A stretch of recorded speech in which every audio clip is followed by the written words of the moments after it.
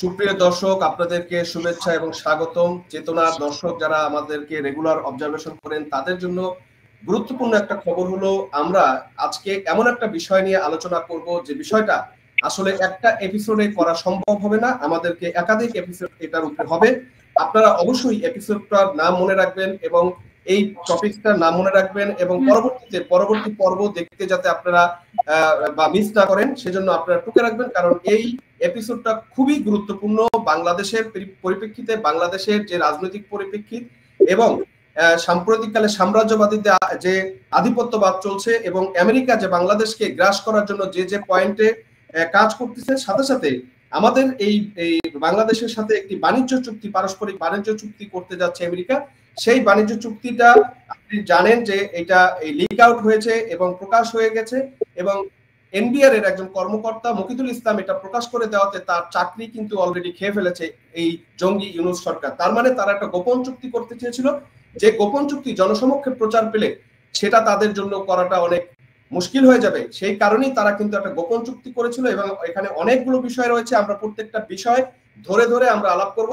তো আমাদের সাথে আজকে উপস্থিত আছে বিশিষ্ট অর্থনীতিবিদ এবং সাউথ ওয়েলস ইউনিভার্সিটির প্রফেসর আরিফ খান, এবং আমাদের সাথে উপস্থিত আছেন বিশিষ্ট রাজনৈতিক বিশ্লেষক এবং রাজনীতিবিদ শেখ ফরিদ। আমরা এই বিষয়টা নিয়ে একটু মন খুলে আলোচনা করব এবং প্রত্যেকটা পয়েন্ট আপনাদের সামনে তুলে ধরার চেষ্টা করব। তো সুপ্রিয় দর্শক, আপনারা প্রথমে যে এটা দেখতে পাচ্ছেন সেটা হচ্ছে যে এই চুক্তির প্রথম অংশটা, এবং এখানে ইংলিশে যে কথাটা বলা আছে আমরা যদি একটু হেডিংটা পড়ি, প্রয়োজনে আপনাদের জন্য আমরা এটা বাংলা অর্থটা দিব। এখানে প্রথমেই বলা আছে, the documents contains use Bangladesh agreement or reciprocal trade confidential foreign government information. এখানে প্রথমে যেটা বলা হয়েছে ড্রাইভার ফর্ম, আমরা আপনাদের সাথে এটাকে একটু বাংলাটাকে আমরা আপনাদের সামনে তুলে ধরতে চাই। সেই বাংলাটা তুলে ধরার জন্য একটু আপনারা অপেক্ষা করবেন। আমরা আপনাদেরকে বাংলা অর্থটা যদি আমরা তুলে ধরি তাহলে আপনাদের কাছে আরো জিনিসটা সহজ হবে বোঝার জন্য। তো এখানে যে জিনিসটা বলা হয়েছে সেটা একটু আমরা অবলোকন করি, যেখানে কে কোন বিষয়টা উপস্থিত হয়েছে। বাংলাদেশ যুক্তরাষ্ট্র পারস্পরিক বাণিজ্য চুক্তি, বাংলাদেশ সংক্রান্ত প্রতিশ্রুতিসমূহ গোপনীয়, বিদেশি সরকার সম্পর্কিত তথ্য পরিমার্জিত হ্যান্ডেলিং অনুমোদন। উৎস হচ্ছে 21 মে 2025 তারিখে মার্কিন সহকারী বাণিজ্য প্রতিনিধি টেড অ্যামস কর্তৃক প্রদত্ত শ্রেণীবিন্যাস অনুমোদনের পরিপ্রেক্ষিতে এক্সিকিউটিভ অর্ডার 1352(6) ধারা 1.4 খ অনুযায়ী এবং ধারা 1. ঘ অনুযায়ী পরিমার্জিত হ্যান্ডেলিং অনুমোদিত নির্দেশনা। এই নথি পরিচালনার দায়িত্বপ্রাপ্ত সকল ব্যক্তিকে একটি অনুমোদিত প্রকাশ থেকে রক্ষা করতে হবে, কারণ এটি মার্কিন যুক্তরাষ্ট্রের জাতীয় নিরাপত্তার স্বার্থে অত্যন্ত গুরুত্বপূর্ণ। আপনারা পয়েন্ট আউট করবেন, প্রথম পয়েন্ট হচ্ছে এটা মার্কিন যুক্তরাষ্ট্রের জাতীয় নিরাপত্তার স্বার্থে গুরুত্বপূর্ণ, বাংলাদেশের নয় কিন্তু। দ্বিতীয়, এটি শুধুমাত্র সেই সব ব্যক্তিদের কাছে প্রকাশ করা যাবে যাদের প্রকৃত প্রমাণাদি প্রয়োজন আছে, জনসাধারণের কাছে প্রকাশ করা অনুমোদিত নয়। পয়েন্ট আউট এটা হচ্ছে জনসাধারণের কাছে প্রকাশ করা অনুমোদিত নয়। এবং তারপরে বলা হচ্ছে পরিমার্জিত হ্যান্ডেলিং। পরিমার্জিত হ্যান্ডেলিং এর ক্ষেত্রে বলা হয়েছে এই নথির অনুরূপী করা এবং অশ্রেণীবদ্ধ করা ইমেল বা ফ্যাক্সের মাধ্যমে প্রেরণ করা যাবে, নন সিকিউর ফোনে আলোচনা করা যাবে, অশ্রেণীবদ্ধ কম্পিউটার সিস্টেমে সংরক্ষণ করা যাবে। এই নথির হার্ড কপি এবং ইলেকট্রনিক মিডিয়া সংগ্রহীত কপিগুলো অবশ্যই তালাবদ্ধ বা নিরাপদ আলমারি বা কক্ষ ভবনে সংরক্ষণ করতে হবে। ডিক্লারেশন গোপনীয়তা অবসানের তারিখ থাকবে। এই চুক্তি কার্যকর হওয়ার 4 বছর অথবা এই চুক্তি সম্পর্কিত আলোচনা শেষ হওয়ার 4 বছর পর, যেটি সবচেয়ে পরে ঘটে, তখন এই গোপনীয়তা থেকে মুক্ত হবে। তার মানে 4 বছর পর্যন্ত আমাদের এই গোপনীয়তা ধরে রাখতে হবে। তো আমাদের সাথে উপস্থিত আছেন ডক্টর আরিফ খান। আমি প্রথম পেজের বিষয়টা আপনার কাছে ফার্স্ট যেতে চাই, যে এখানে যে বিষয়টা বলা হয়েছে গোপনীয়তা রাখা, এবং প্রথমত বলা হয়েছে মার্কিন যুক্তরাষ্ট্রের জাতীয় নিরাপত্তার সাথে গুরুত্বপূর্ণ, বাংলাদেশ সরকারের কথা কিন্তু বলা হয় না, এবং জনসাধারণের কাছে প্রকাশ করা যাবে না। তো বাংলাদেশের পরিপ্রেক্ষিতে এরকম একটা ডকুমেন্ট বা এরকম একটা চুক্তি বাংলাদেশের জনসাধারণকে প্রকাশ করাটা কি ন্যায় না অন্যায়, সেটা একটু আপনার কাছে আমি প্রথমে জানতে চাই। তো বেসিক্যালি এটা হচ্ছে একটা দেশের সাথে আরেকটা দেশের চুক্তি, এটা বাণিজ্য চুক্তি, এবং এই বাণিজ্য চুক্তি এই দেশের সাথে বাংলাদেশের যত রকমের ট্রেড এবং যত রকমের মানুষের জীবন মান এবং তাদের লাইফ সিকিউরিটি, কারণ এখানে খাদ্য পণ্য থেকে ওষুধ পণ্য থেকে সামরিক পণ্য সবকিছু আদান প্রদান হবে।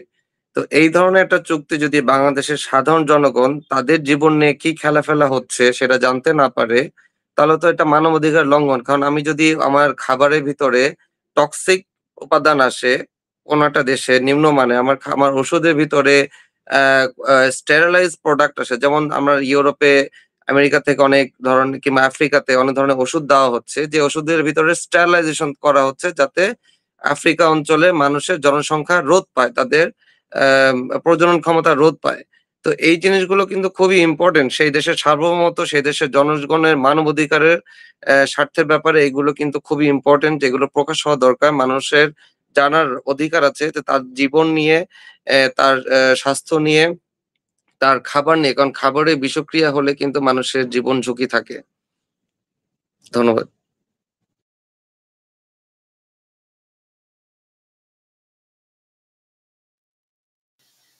আপনি আমাদের তো একটা মানে আমি অবাক হয়ে গেলাম। আমি প্রথমে ধন্যবাদ জানাচ্ছি আমাদের তরুণ প্রফেসর ডক্টর আরিফ খান সাহেবকে। প্রিয় দর্শক, আমি আপনারা সাথে শুনলেন।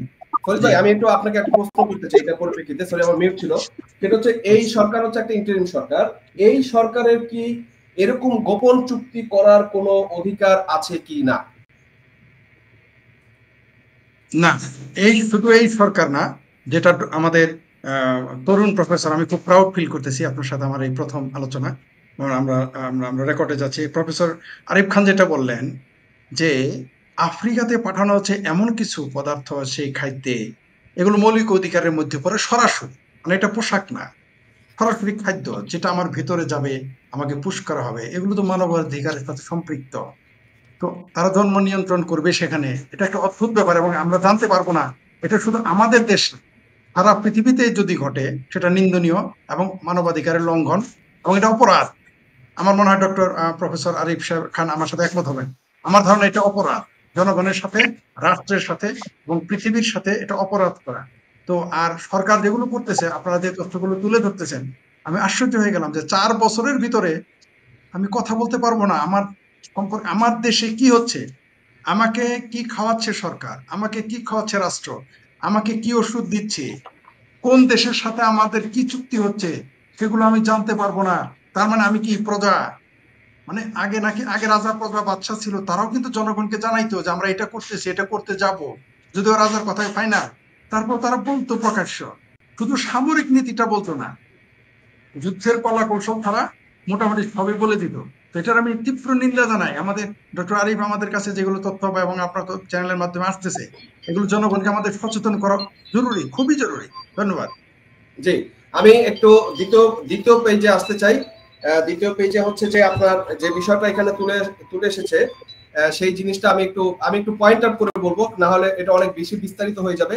এই দ্বিতীয় প্যারাতে সেকশন 1 এ যেটা আসছে চুক্তির ট্যারিফ, কোটাস এবং ট্যাক্সেস, প্রথম নাম্বার 1 পয়েন্ট আপনি দেখেন, Bangladesh shall lower customs duty on US experts, যার মধ্যে থাকবে বাংলাদেশের প্রযোজ্য custom duty CD, supplementary duty SD এবং রেগুলেটরি ডিউটি আরডি। এক্ষেত্রে এগুলোকে কাস্টম ডিউটি হিসেবে বিবেচিত হবে। আপনি এখানে পয়েন্ট আউট রাখবেন, সর্বনিম্ন কাস্টমস ডিউটি রাখতে হবে। 2 নম্বর, আমি এরপর মেডিকেল ডিভাইসেস এর ক্ষেত্রে বলা হয়েছে, আমি 1, 2, 3 পয়েন্টগুলোতে গেলাম না, সেই পয়েন্টগুলোতে রেগুলার পয়েন্টই বলা হয়েছে এবং আরিফ ভাই এই ব্যাপারে পড়েছেন, উনিও ডিসক্লোজ করবেন। কিন্তু আমার যেখানে কোশ্চেন রয়েছে, সেই কোশ্চেনের জায়গাগুলোতে আমি একটু কথা বলবো। 4 নম্বর পয়েন্টে Bangladesh medical device signal audit programme MDSAP অনুযায়ী ডিভাইস প্রস্তুতকারকদের কোয়ালিটি ম্যানেজমেন্ট সিস্টেমের অডিট স্বীকৃতি দেবে এবং এতে অতিরিক্ত নিয়ন্ত্রক প্রয়োজনীয়তা আরোপ করা যাবে না। তার মানে মেডিকেল ইকুইপমেন্ট বা ডিভাইস যেগুলো আমরা নিব, সেই ক্ষেত্রে এই ধরনের মানে অতিরিক্ত যে নিয়ন্ত্রণ বা সরকার, বাংলাদেশ সরকার যে নিয়ন্ত্রণ করবে, সেটা অতিরিক্ত নিয়ন্ত্রণ প্রসিডিউর তারা রাখতে পারবে না।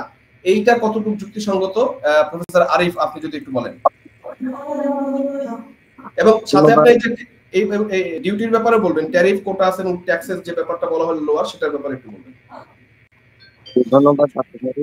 বেসিক্যালি এখানে যেটা আমরা দেখছি যে এখানকে লিগাল যে এফডিএ সার্টিফিকেশন এবং সেটা যে ইসিএফডিএস মানে ইলেকট্রিক্যালি যদি কেউ আমেরিকা কোনো ফার্মাসিউটিক্যাল আইটেমের ব্যাপারে সার্টিফাই করে, সেটাকেই সর্বশেষ গ্রহণযোগ্য হিসাবে সকল হসপিটাল এই মেডিসিন গুলো ডিপ্লয় করতে বাধ্য থাকবে এবং এই মেডিসিনগুলো দেওয়া হবে রোগীদেরকে। সেগুলো প্রাইভেটে যদি বাংলাদেশের জনগণের জন্য সহনীয় নাও হয়, এবং সেগুলো যে আপনার যে বিষক্তি আছে এগুলোতে যদি কোনো বিষক্তি হয়ে থাকে সেটা এগিয়ে যদি আউট হয়ে থাকে সেটা যদি বাংলাদেশের মানুষ ক্ষতিগ্রস্ত হয় সে ব্যাপারে কোনো রকম যাতে বাতে হবে না, কারণ এর দিয়ে আরিফ ভাই, সার্টিফাইড আপনার কথাটা, আপনার ভয়েসটা স্পষ্ট না, আবার একটু ডিস্টার্ব হচ্ছে। আপনি যদি আবার একটু সাইন ইন করেন ভালো হয়। আমি একটু ফরিদ ভাইয়ের কাছ থেকে আমার মতামতটা নিয়ে নিচ্ছি।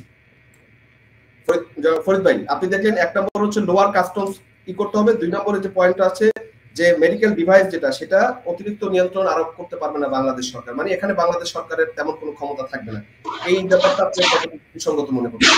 আসলে এই চুক্তির মাধ্যমে মানে এটা একটা করদ্রাজ্য বললেও এখন জি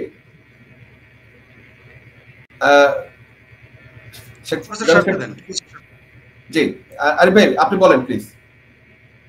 জি, আমি বলছিলাম যে যে ECFGS এটা হচ্ছে একটা ইলেকট্রনিক্যাল ওয়ে অফ সার্টিফাইং। এখন ইলেকট্রনিক্যালি যদি কেউ ইমেল দিয়ে বলে যে এই প্রোডাক্টটা, এই মেডিসিনটা ডিপ্লয়েবল, হ্যাঁ, এই মেডিসিনটা প্রেসক্রাইবেবল, তাহলে এই মেডিসিনটা দিয়ে দেওয়ার জন্য কোনো রকম বাধা নিষেধ করা যাবে না। এখন আমরা জানি যে আফ্রিকাতে বিভিন্ন রকমের মেডিসিন রিসার্চের নামে মেডিসিন ইউজ করা হয়েছে যেগুলোর কিন্তু স্ক্রিন টেস্ট সেভাবে আফ্রিকান অঞ্চলে করা হয়নি, এবং পরে জানা গেছে যে সেই মেডিসিনগুলোতে এমন কিছু উপাদান ছিল যেগুলো দিয়ে স্টেরিলাইজেশন করা হচ্ছিল, মানে জনগণের সংখ্যা কমানোর জন্য স্টেরিলাইজ করা হচ্ছে যাতে ওদের প্রজনন ক্ষমতা কমে যায় ওদের দেশে, পুরুষ এবং নারীর ভিতরে। হ্যাঁ, কারণ তারা এত বিশাল জনগোষ্ঠীর মানুষ, এটা এত বেড়ে গেলে ইট will be difficult to control that human resource for this elite, যে আপনার যে হেজিমনি কান্ট্রি গুলো আছে তাদের জন্য ইট উইল বি ডিফিকাল্ট। সেই জন্য তারা জনগণের সংখ্যা তারা নিয়ন্ত্রণ করবে মেডিসিনের মাধ্যমে, এবং এখানে তারা ওদের FDA সার্টিফিকেশনটাই সর্বোচ্চ স্বীকৃতি ধরা হচ্ছে। তো বাংলাদেশে তো সেই আফ্রিকা কান্ট্রির পর্যায়ে নিয়ে আসা হচ্ছে। এখন তাহলে কি বাংলাদেশের জনগণকেও কিভাবে তারা নিয়ন্ত্রণ করবে, মেডিসিন দিয়ে কি নিয়ন্ত্রণ করা হবে কিনা, বাংলাদেশের জনগণের জনগণের জীবনযাপনের মান, জনগণের স্বাস্থ্য মান। এবং আমরা আরো জানি যে কোভিড এর যে ভ্যাকসিন যেটা ব্রিটেন উৎপাদন করেছিল প্রথমে, সেটা হচ্ছে অ্যাস্ট্রাজেনিকা, এবং এরপরে যেটা আমেরিকা উৎপাদন করেছিল মডার্না, এবং মডার্নার যে সাইড এফেক্টে আমেরিকান কিছু ডক্টর ইভেন একজন গাইনোকোলজিস্টও কিন্তু স্ট্রোক করে মারা যায়। এবং এই জিনিসগুলো কিন্তু ফ্যাক্ট, এগুলো ওদের দেশের প্রতিবেদনে উঠে এসেছে। তো আমরা আসলে আমেরিকা একটা উন্নত দেশ বলে তাদের FDA সার্টিফিকেশনটা কি আমরা সর্বোচ্চ ধরে রাখবো? এটা তো আমাদের মানবাধিকারের লঙ্ঘন হয়, কারণ আমাদের জীবন যাপন, আমাদের স্বাস্থ্য অধিকারটা যদি আরেকটা দেশের সরকার এবং তাদের এজেন্সির হাতে চলে যায়, সেটা it will be a great threat of risk for health and human life. জি, থ্যাংক ইউ। আমি একটু ফরিদ ভাইয়ের কাছে আসি, তার আগে এর পরের ক্লোজটাতে একটু যাই। ফরিদ ভাই আমরা একটু দেখাই আপনাকে। এরপরে দেখেন যে ফার্মাসিউটিক্যালস এর একটা টপিক, একটা হেডিং আছে, সেখানে প্রথম দুটো পয়েন্ট নিয়ে আমাদের কোনো অবজারভেশন নাই, বাট 3 নম্বর 4 নম্বর পয়েন্টে যদি আমরা যাই, আপনি একটু যদি খেয়াল করেন 3 নম্বর পয়েন্টে এবং 4 নম্বর পয়েন্টে আমরা কি দেখি। আপনি দেখেন 3 নম্বর পয়েন্টে বলা হচ্ছে বাংলাদেশ এমন কোন ফার্মাসিউটিক্যাল পণ্যের জন্য পুনরায় নিয়মিত অনুমোদন মানে রিঅথরাইজেশন চাইবে না যেটি পূর্বে যুক্তরাষ্ট্র থেকে মার্কেটিং অনুচ্ছেদ পেয়েছে, যতক্ষণ না বাংলাদেশের নিরাপত্তা, কার্যকারিতা এবং গুণগত সংক্রান্ত কোনো গুরুত্বপূর্ণ উদ্বেগ চিহ্নিত না করে। পয়েন্টটি যে ফার্স্ট অল কথা বলা হয়েছে যে বাংলাদেশ দ্বিতীয়বার রিঅথরাইজেশন চাইবে না, একবার দিলেই সেটা হয়ে যাবে, এরপর আপনি খারাপ পাঠাবেন না ভালো পাঠাবেন সেটা বিষয় না। 4 নম্বর পয়েন্টে বাংলাদেশ US FDA কর্তৃক পরিচালিত ফার্মাসিউটিক্যাল পণ্যের উৎপাদন স্থাপনায় গুড ম্যানুফ্যাকচারিং প্র্যাকটিস মানে GMP পরিদর্শনে ফলাফল গ্রহণ করে পরবর্তীতে পুনঃ পরিদর্শনের প্রয়োজন হবে না যদি নিচের দুটি শর্ত পূরণ হয়। এক, উৎপাদন স্থাপনটি যুক্তরাষ্ট্রের ভিতরে অবস্থিত, এবং সর্বশেষ US FDA পরিদর্শন রিপোর্টে বলা হয়েছে যে কোনো আপত্তিকর অবস্থা বা অনুশীলনের অস্তিত্ব নেই। আপনি এখানে তাহলে যে জিনিসটা আমরা দেখছি ফরিদ ভাই, সেটা হচ্ছে যে আপনি একটু বলবেন যে দুইটা পয়েন্টে বলা হয়েছে মানে আপনি রিঅথরাইজেশন চাইতে পারবেন না, একবার যদি আপনাকে অনুমোদন দিয়ে দেওয়া হয় তার মানে এরপর আপনি খারাপ প্রোডাক্ট দিবেন কোনো বিষয় না, এটা আপনাকে মানতে পারবেন না। 2 নম্বরে হচ্ছে যে গুড ম্যানুফ্যাকচারিং প্র্যাকটিস মানে GMP একবার পরিদর্শন হয়ে গেলে এবং সেটা যদি পাস হয়ে যায় পরবর্তীতে এই রিপোর্ট আর আপনি এই পরিদর্শন যেটা নো অ্যাকশন বলা হয়েছে সেটাকে আপনি আর চ্যালেঞ্জ করতে পারবেন না পরবর্তীতে। তো এটা আমাদের জন্য আসলে কতটুকু যুক্তিসঙ্গত আপনার হিসেবে দাঁড়াচ্ছে? এটা প্রথমত আমাদের সার্বভৌম রাষ্ট্র হিসেবে না, আমরা যে একটা সার্বভৌম রাষ্ট্র সেটাকে ক্ষুণ্ণ করেছে, এটা একটা শিশুও বোঝে। আমার ঘরে কি আসবে কি যাবে সেটা আরেক ঘরের ব্যক্তিত্ব নির্ধারণ করতে পারে না। ঘরেই যেহেতু পারবে না, সেহেতু একটা রাষ্ট্র জনগণের স্বাস্থ্য, নিরাপত্তা এবং সার্বভৌমত্ব প্রশ্ন, এটা তো আপনি এটা তো আপনি এটা তো আপনি মেনে নিতেই পারেন, সেটা আমরা মেনে নিতেও পারি না। এটা তো হতে পারে না।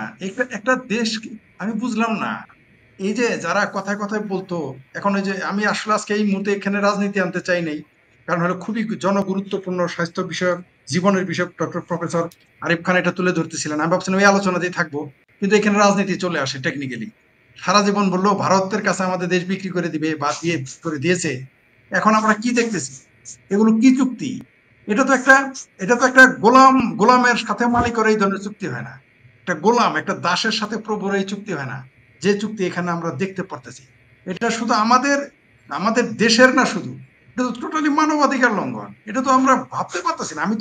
আমার তো ধারণাই নাই যে এই চুক্তির মধ্যে এগুলো ছিল। আপনারা যে তথ্যটা আনতেছেন, এটা আমি যে এত স্টাডি করে আমার তো এটা চিন্তারও বাইরে যে এর মধ্যে এগুলো থাকতে পারে। আমি পূর্ণ পড়ি নাই এর আগে, এগুলো তো আমার চিন্তাই নাই যে এরকম কোনো অসমনা, শুধু এটা এরকম দাস প্রভুর চাইতে নিম্নমানের চুক্তি করবে আমাদের সরকার। এটা আমি ভাবতেই পারি, তথাকথিত সরকার, এটা ভাবতেই পারতেছি। আমার এই ব্যাপারে প্রফেসর আরিফ খান যদি বলেন আরো গুরুত্ব বেশি পাবে। জি বলুন প্লিজ। যে আরিফ ভাই বলবে, আরিফ ভাইকে আমি আরেকটু জিনিস অ্যাড করে দিতে চাই। এটা ফার্মাসিউটিক্যালের সাথে মোটর ভেহিকেলের যে প্রবলেমটা, দুটা একসাথে বলবেন, এরপর আমরা এগ্রিকালচারের বিষয়ে যাব, কারণ ওইখানে আমরা একটা ভিডিও দেখবো, তার এরপরে আসলে এসে যাব। সেই জন্য আরিফ ভাই শর্টকাটে শেষ করবেন, আমি একটু মোটর ভেহিকেলের যে প্রবলেমটা আসে, মানে আমার অবজারভেশনটা এসেছে সেটা একটু বলবেন। মোটর ভেহিকেলে মোটর যানবাহন যন্ত্রাংশ সম্পর্কে বলা হয়েছে, এখানে প্রথম পয়েন্টে আমার কোনো কথা নেই। যেটা বাংলাদেশ যানবাহনের যন্ত্রাংশ গ্রহণ করবে সেগুলো US federal motor vehicle safety standard maintain করবে। আচ্ছা, 2 নম্বর পয়েন্টে আমার অবজারভেশন আছে, এটা একটু আপনি বলবেন। বাংলাদেশ এমন কোন মান বা শর্ত প্রতিক্রিয়া জানাবে যা ইউএস যানবাহন এবং যন্ত্রের প্রতি বৈষম্যমূলক আচরণ করে। তার মানে এরকম কোনো আচরণ বাংলাদেশ করবে না। এবং দ্বিতীয় নম্বর বলা হচ্ছে রিম্যানুফ্যাকচারিং গুড। বাংলাদেশ ইউএস পুনঃউৎপাদিত পণ্য এবং তাদের যন্ত্রাংশের উপর আমদানি সীমাবদ্ধতা এবং লাইসেন্সের প্রয়োজনীয়তা তুলে ফেলবে। মানে হচ্ছে রিউৎপাদিত একটা পণ্য আপনি একবার উৎপাদন করে পাঠাইছেন, এটা রিউৎপাদনের ক্ষেত্রে যে আপনার লাইসেন্স লাগবে বা প্রয়োজনীয় যে ডকুমেন্টস লাগবে, সেটা টোটাল সীমাবদ্ধতাই উঠাই ফেলতে বলতেছে। এই জিনিসগুলো আসলে আমাদেরকে কতটুকু যুক্তিসঙ্গত বা আমাদের জন্য কতটুকু কার্যকর হবে? জনাব প্রফেসর আরিফ। ধন্যবাদ। এখানে যে আপনি লাস্টে যে পয়েন্টটা বলেন, এটা অ্যাকচুয়ালি ইউজ, মানে যেগুলো অ্যাকচুয়ালি ওরা যেটা করে যে মানে একটা গাড়ি উৎপাদিত হয়ে গেছে সেটাকে আবার রিফারবিশ করে আবার রিসেল করে। হ্যাঁ, যেমন আপনার ওই ইউজেবল যে গাড়িগুলো সেইগুলো করে রিফারবিশ করে আবার সেল করে। তো এইগুলোতে কিন্তু এগুলো লংজিভিটি যেমন খুব একটা বেশি না, এগুলোর আপনার এমিশন খুবই বেশি হয়। অল্প কয়েক বছর পরে অনেক বেশি এমিশন শুরু হয়। আর আমরা তো অ্যাকচুয়ালি গ্রিন টেকনোলজির দিকে যাচ্ছে বাংলাদেশে, কিন্তু আমরা যেটা দেখেছি 2022-23 অর্থ বছরে যে বাংলাদেশ সরকার মিনের সরাইতে মানে পিপিপি, প্রাইভেট পাবলিক পার্টনারশিপের ভিত্তিতে কিছু ব্যাটারি চালিত গাড়ি বাংলাদেশে উৎপাদিত হচ্ছিল বিদেশি টেকনোলজিতে। ব্যাটারি চালিত গাড়ি, ইলেকট্রিক্যাল গাড়ি উৎপাদনের দিকে যুক্ত, কারণ আমরা বিদেশি যে গাড়িগুলো যেগুলো ডিজেল পেট্রোল, সেগুলোকে আমরা ব্যাটারি দেখে আমরা নিজেদের দেশে ইলেকট্রিক যানবাহন চালানোর জন্য বেশি প্রণোদনা দিচ্ছিলাম, এবং বাইরে থেকে আসা যে যানবাহন গুলো সেগুলো করে ওভারটাইম দেওয়া হচ্ছিল যাতে আমাদের দেশের পরিবেশ উন্নত, পরিবেশ দূষণ কমে যায়। কিন্তু এটা তো আমরা যে আমরা আবার বায়ু দূষণের দিকে হচ্ছে যাচ্ছে। এবং এর আগে যে কথাগুলো আমরা যেটা দেখলাম যে ইউএস গুড ম্যানুফ্যাকচারিং প্র্যাকটিস, হ্যাঁ, এটা পরিদর্শনের ফলাফল হিসেবে গ্রহণ করবে। এখন আমেরিকার যেটা গুড ম্যানুফ্যাকচারিং প্র্যাকটিস, ওরা অনেক সময় যেটা হয় যে এগুলো টেস্ট করে আমেরিকা ডাইরেক্টের বাইরে, যেমন ওরা একটা নতুন একটা মেডিকেল যেটা ফর্মুলা, এই মেডিসিন ফর্মুলা, যেটা বিভিন্ন দেশের মানুষের উপর অ্যাপ্লাই করে, এটা অনেক সময় আমেরিকানদের উপর, কিন্তু সেইটা ওরা আমাদেরকে মানে ওদের চাপিয়ে দিবে যে হ্যাঁ, এইটা খেলে, এই মেডিসিনটা খেলে কোনো জীবনে হুমকি নেই, আমার মনে হয় we should have some concern about it. হ্যাঁ, কারণ এটা আমাদের দেশ, এটা অন্য একটা দেশ, যে দেশের গভর্নমেন্ট এই তাদের প্রতিষ্ঠানটাকে অনুমোদন দেয় এবং ওই দেশের গভর্নমেন্ট আমাদের দেশের জনগণের প্রতি কিছু দায়বদ্ধ না, আমাদের দেশের জনগণের কাছে দায়বদ্ধ আমাদের দেশের সরকার। জি, প্রফেসর আরিফ আপনাকে ধন্যবাদ আপনার উত্তর।